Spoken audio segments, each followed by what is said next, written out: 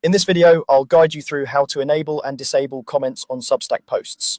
Managing comments is a big part of running a newsletter, whether you want to encourage discussion or keep a particular post read-only. I'll walk you through the exact settings you need to adjust on an existing, already published post so you stay in full control of your community conversation. First, open your browser and go to substack.com. If you aren't already signed in, log into your account so you can access your publication's dashboard. Once you're logged in, you'll see the main Substack interface, which is where you manage all your posts, emails, and settings. From here, look for the section or tab labeled Posts. Go ahead and click on Posts. This takes you to a list of everything you've written, drafts, scheduled posts, and anything you've already sent or published on the web. Since we want to change the comment settings on a post that is live, we'll focus only on your published content. Now, within the Posts area, find and click on Published. This filters your list so you're only seeing posts that are already out there for your readers.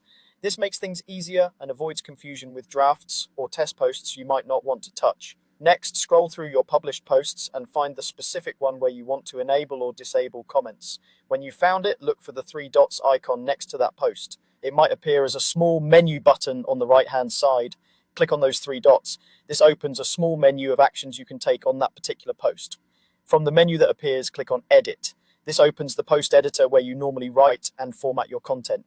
Even though you're not changing the text of your post, you need to be in this edit view to access and adjust the comment settings. Once you're in the editor, look for the controls related to the post settings. Depending on Substack's layout at the time, this might be in a side panel or near the bottom when you scroll. Find the option to update or manage the post and click Update.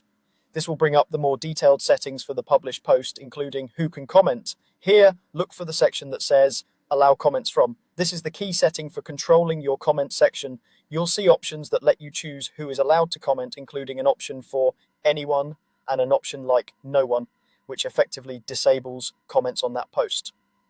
If you want to enable comments and let your audience respond, select anyone or the option that best fits your community. If you want to turn comments off so the post becomes read only, select no one.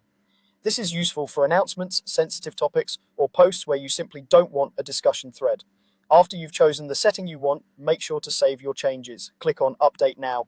This confirms and applies the new comment setting to that specific post. Once this is done, your readers will either see the comment box appear or it will disappear, depending on what you selected. And that's it. You've successfully learned how to enable or disable comments on a Substack post, giving you better control over how your audience interacts with your content.